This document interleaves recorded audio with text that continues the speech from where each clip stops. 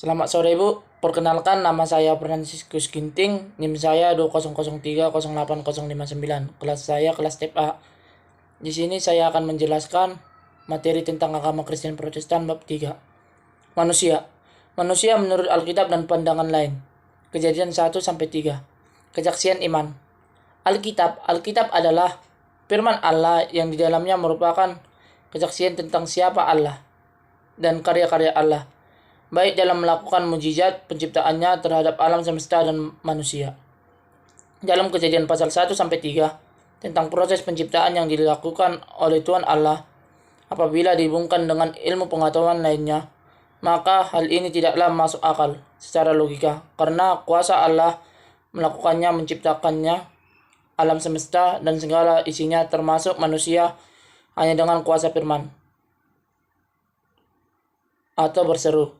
Dalam hal ini, kita manusia atau orang Kristen diperhadapkan dengan kesaksian iman.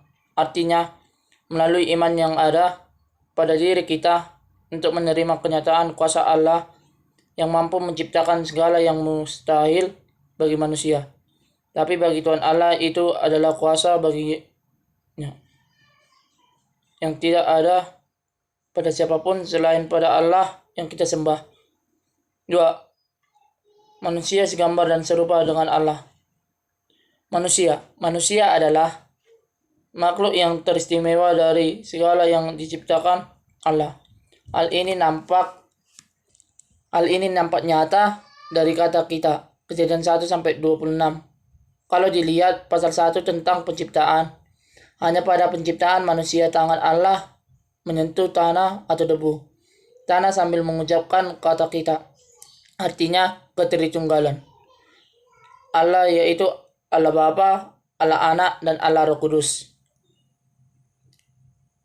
telah dihadirkan pada saat menciptakan manusia. Inilah yang membuat manusia menjadi segambar dan serupa dengan Allah. 3. Manusia segambar dan serupa dengan Allah. Tuhan Allah membuat posisi atau tempat yang benar kuasa dari makhluk lain, sehingga manusia disebut mitra atau rekan kerja Allah. Manusia dijadikan sebagai laki-laki atau perempuan yang kedudukannya tidak dibeda-bedakan di hadapan Allah, baik laki-laki maupun perempuan, atau Adam dan Hawa. Sama-sama tangan Allah yang menjadikannya. Hal ini memperkenalkan bahwa kasih kebaikan Allah sebagai kedaulatan Allah. 4. Manusia sebagai makhluk sosial. Ketika Allah telah menempatkan manusia pertama atau Adam di Taman Eden, maka Allah berfirman, tidak baik manusia itu hidup sendiri.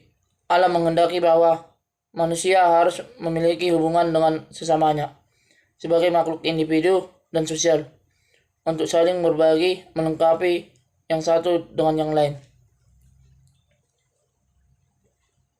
5.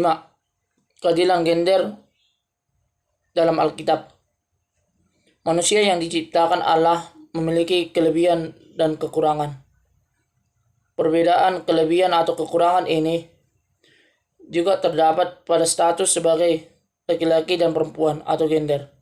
Tetapi melalui Kejadian 1 ayat 26-28, bahwa laki-laki dan perempuan segambar dengan Allah menunjukkan bahwa keduanya memiliki kemampuan dan kesempatan yang sama dalam masyarakat.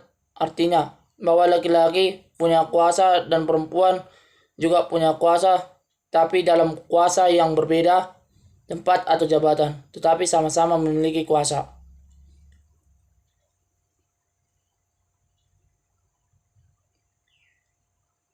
6. Manusia sebagai makhluk etis. Manusia berasal dari yang material dan spiritual, karena makhluk pencari artinya dan makna hidupnya tak hanya puas dengan pemenuhan kebutuhan material, sosial, tetapi juga spiritual, atau Kejadian 2-7 dan Matius 4 ayat 4. Hal inilah yang terjadi pada diri manusia setelah manusia jatuh ke dalam dosa. 7. Manusia makhluk etis.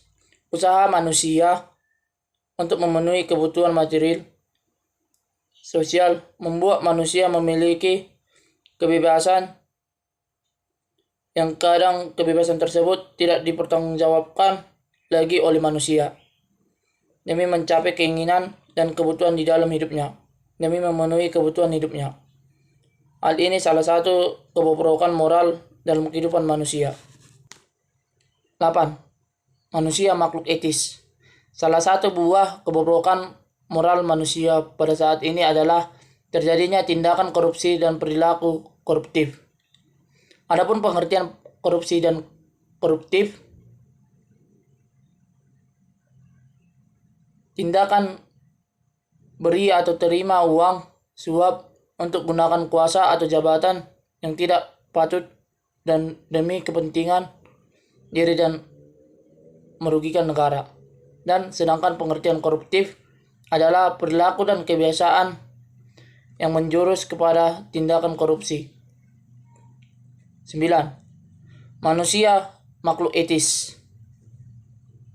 Tuntutan zaman menyebabkan manusia bersikap tidak mampu mengendalikan diri, dipengaruhi oleh bagian diri secara internal dan eksternal, akhirnya menghasilkan dampak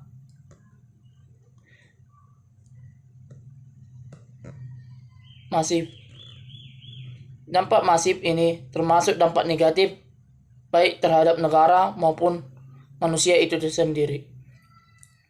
Adapun bagian internal adalah berasal dari dalam diri manusia itu sendiri, misalnya sikap tamak, glamor atau hidup mawati dan sebagainya. Sedangkan sikap eksternal merupakan dampak negatif yang dari luar, misalnya masalah hukum, politik dan sebagainya.